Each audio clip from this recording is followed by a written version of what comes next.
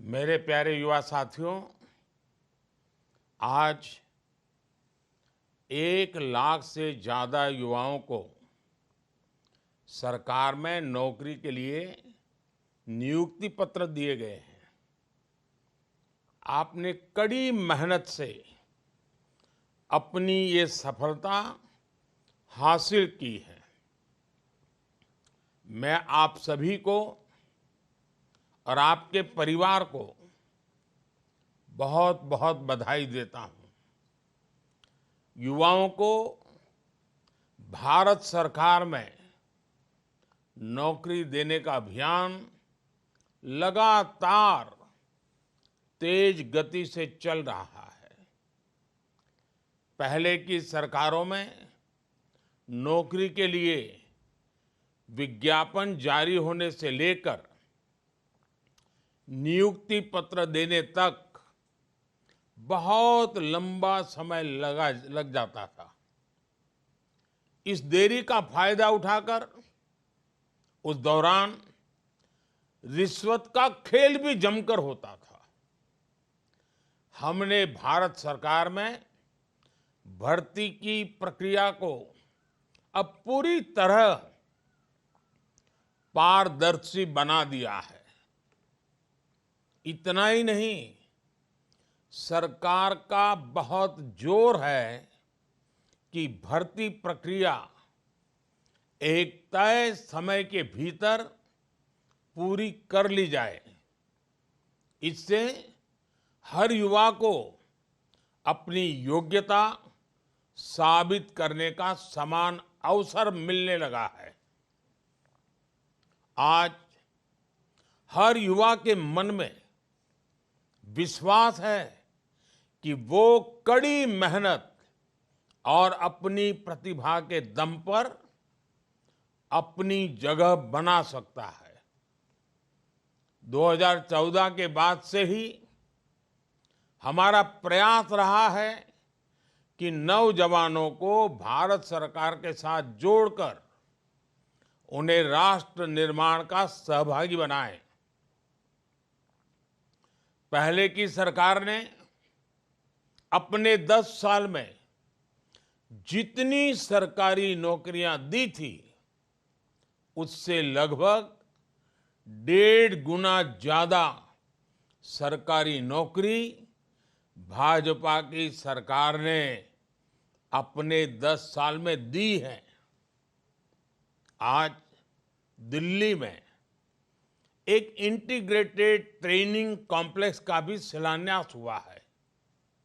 मुझे विश्वास है कि नए ट्रेनिंग कॉम्प्लेक्स से कैपेसिटी बिल्डिंग की हमारी पहल को और मजबूती मिलेगी। साथियों, आज सरकार के प्रयासों से देश में युवाओं के लिए नए नए सेक्टर खुल रहे हैं। इन सेक्टर्स में जो नए अभियान सरकार ने शुरू किए हैं, उसकी वजह से रोजगार, स्वरोजगार ऐसे अनेक नए मौके बन रहे हैं। आपने देखा है कि इस बजट में 1 करोड़ परिवारों के लिए रूफटॉप सोलर पावर स्कीम की घोषणा की गई है। अब छत पर सोलर पैनल लगाने वालों को डबल फायदा होगा। उनका बिजली बिल 0 होगा और जो अतिरिक्त बिजली वो पैदा करेंगे, उससे आय भी होगी। रूफटॉप सोलर की इतनी बड़ी योजना से देश में रोजगार के भी लाखों नए अवसर बनेंगे। कोई सोलर पैनल का काम करेगा, कोई बैटरी से जुड़े बिजनेस में आएगा, कोई वायरिंग का काम संभालेगा। ये एक योजना अनेकों स्तर पर रोजगार के मौके बनाएगी। मेरे युवा साथियों, आज भारत दुनिया का तीसरा सबसे बड़ा स्टार्टअप इकोसिस्टम है। देश में स्टार्टअप्स की संख्या अब 1.25 लाख के आसपास पहुंच रही है। मुझे ये देखकर बहुत खुशी है कि इनमें बड़ी संख्या में स्टार्टअप छोटे छोटे टियर 2, टियर 3 ऐसे शहरों में हो रहे जो जिला केंद्र भी नहीं है। इन स्टार्टअप्स में युवाओं के लिए लाखों रोजगार बन रहे हैं। इस बार के बजट में स्टार्टअप को मिलने वाली टैक्स छूट को आगे बढ़ाने का भी ऐलान किया गया है। इसका बड़ा लाभ हमारे युवाओं को मिलेगा।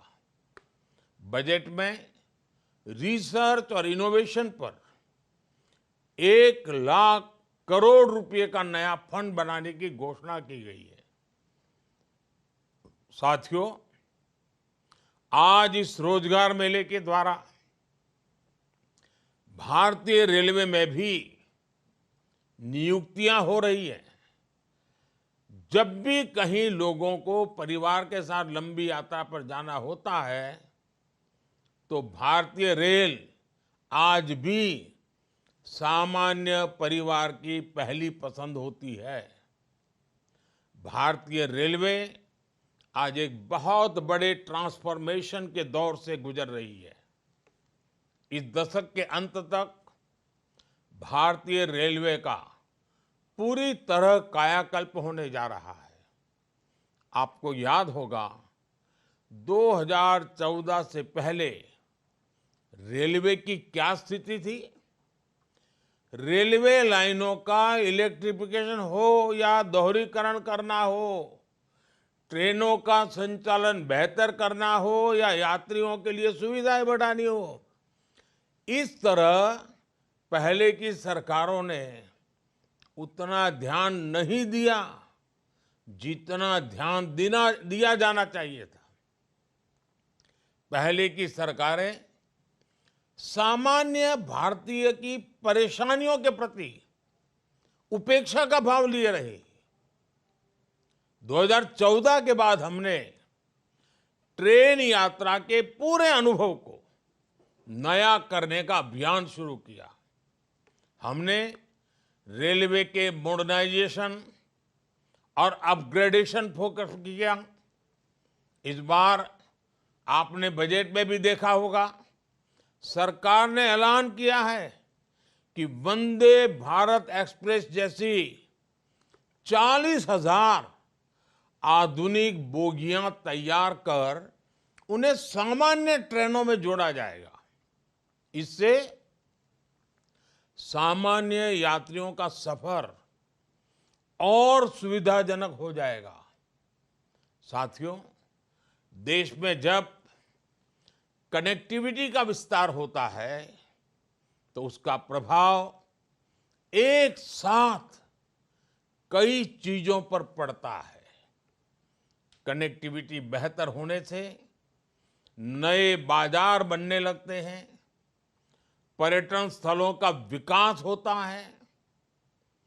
कनेक्टिविटी बेहतर होने से नए बिजनेस तैयार होते हैं और इससे रोजगार के लाखों अवसर बनते हैं। यानी कनेक्टिविटी अच्छी होने का सीधा प्रभाव देश के विकास पर पड़ता है। विकास की गति तेज करने के लिए इंफ्रास्ट्रक्चर में निवेश बढ़ाया जा रहा है। इस बार के बजट में इंफ्रास्ट्रक्चर के लिए 11 लाख करोड़ रुपए का निवेश का लक्ष्य रखा गया है। इंफ्रास्ट्रक्चर पर इतने बड़े खर्च से रोड, रेल, हवाई अड्डे, मेट्रो, बिजली जैसे हर प्रोजेक्ट में तेजी आएगी। इससे रोजगार के नए अवसर भी बनेंगे। साथियों, आज जिन युवाओं को नियुक्ति पत्र मिला है उसमें काफी संख्या पैरा मिलिट्री फोर्स का हिस्सा बनने जा रही है। युवाओं की भी ये अपने आप में बहुत बड़ी आकांक्षा पूरी हो रही है। पिछले कुछ वर्षों में पैरामिलिट्री फोर्स में भर्ती प्रक्रिया को रिफॉर्म किया गया है। इस साल जनवरी से हिंदी और अंग्रेजी के अलावा 13 भाषाओं में लिखित परीक्षा लेने का फैसला लागू हो चुका है। इससे लाखों प्रतिभागियों को अपनी योग्यता साबित करने का समान अवसर मिला है। बॉर्डर पर स्थित जिलों और उग्रवाद प्रभावित जिले का कोटा भी बढ़ाया गया है। साथियों, विकसित भारत की यात्रा में हर सरकारी कर्मचारी का बहुत बड़ा योगदान होगा। आज जो 1 लाख से ज्यादा कर्मचारी हमारे साथ जुड़ रहे हैं, वो इस यात्रा को नई ऊर्जा और गति देंगे। आप चाहे जिस विभाग में रहे, ये याद रखें कि आपका हर दिन राष्ट्र निर्माण के लिए समर्पित हो। आप सभी सरकारी कर्मचारियों की कैपेसिटी बिल्डिंग के लिए भारत सरकार ने कर्मयोगी भारत पोर्टल भी लॉन्च किया है। इस पोर्टल पर विभिन्न विषयों से जुड़े 800 से ज्यादा कोर्स उपलब्ध है। अब तक इस पोर्टल से 30 लाख से ज्यादा यूजर्स जुड़ चुके हैं। आप सब भी इस पोर्टल का पूरा फायदा उठाएं और अपनी स्किल्स का विस्तार करें। मैं एक बार फिर आप सभी को नियुक्ति पत्र पाने की, आपके उज्जवल भविष्य की, आप कैरियर के हर पड़ाव में देश को कुछ न कुछ देकर के आगे बढ़े। देश को आगे बढ़ाने में अपना योगदान देकर खुद को आगे बढ़ाएं। मेरी आपको बहुत बहुत शुभकामनाएं हैं। आपके परिवारजनों को भी अनेक अनेक शुभकामनाएं हैं। बहुत बहुत धन्यवाद।